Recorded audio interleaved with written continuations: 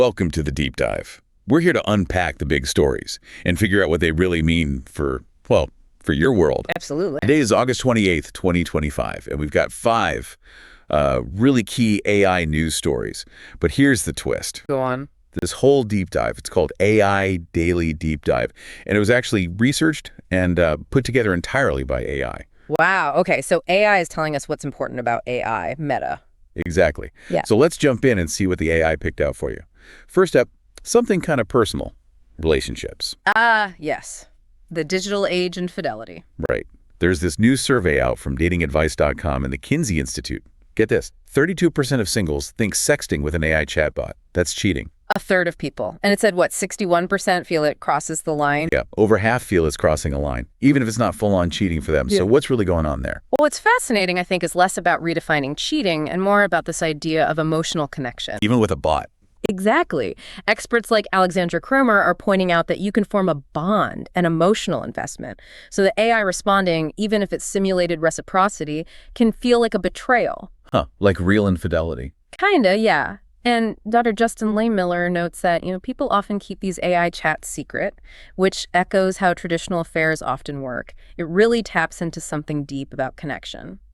Okay, so from AI lovers to AI bone.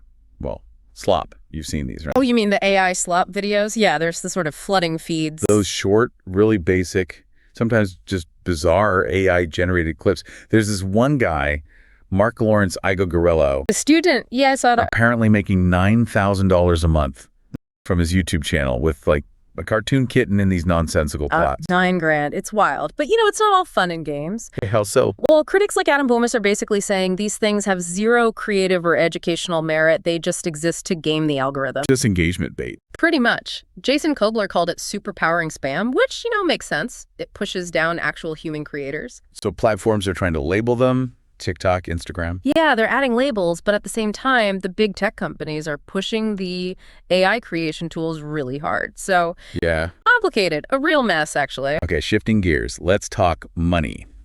AI money. Nvidia. The big one.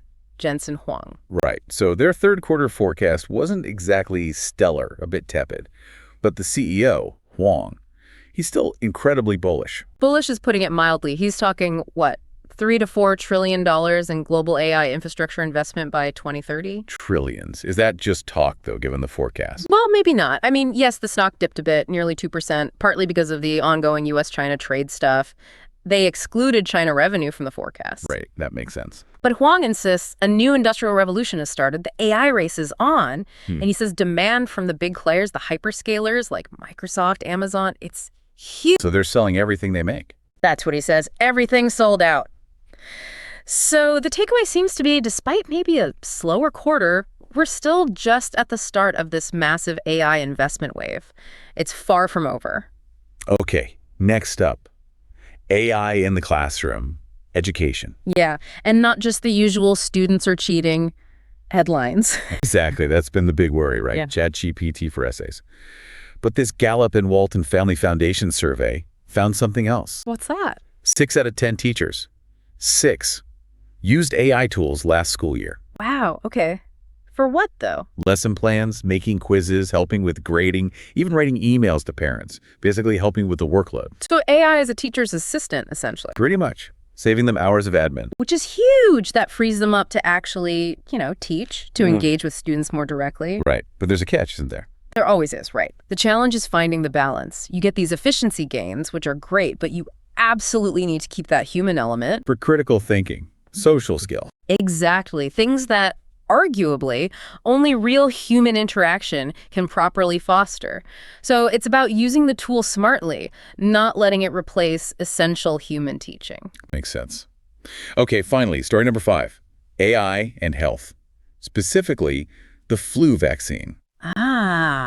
Vaxier. This is really interesting stuff out of MIT. Yeah, because picking the right flu strains each year, it's always been a bit of a guessing game for health officials, right? Very much so. A high-stakes guess. Get it wrong, and the vaccine isn't very effective. But Vaxier aims to change that. How does it work? It uses deep learning. They trained it on decades of flu virus genetic data, so it learns to predict which strains are likely to become dominant. And how well the vaccines might work against them. Precisely. It predicts effectiveness, too. And the results are pretty stunning. In a look-back study, Vaxier actually picked better strains than the World Health Organization did in 9 out of 10 seasons for one major flu type. 9 out of 10. That's incredible. It really is. It's a fantastic example of AI moving us towards proactive healthcare instead of just reacting. Yeah. Better vaccines could save so many lives. Wow. Okay, so from defining cheating with bots to predicting the flu, AI is just everywhere, touching so many different parts of our lives. Absolutely. And these 5 stories, curated by AI itself, remember, really show the sheer range, don't they? Personal relationships, online content, global finance, education, public health. It's happening so fast. Incredibly fast. It really underlines the speed and the breadth of this whole technological shift we're in. So it leaves us with a final thought, something for you to chew on. Yeah. As AI keeps accelerating, what other parts of your daily life, maybe things we haven't even thought of yet, big or small, what do you think it's going to redefine next? That's a good question to ponder. Definitely something to think about. Yeah. We'll leave it there for this deep dive.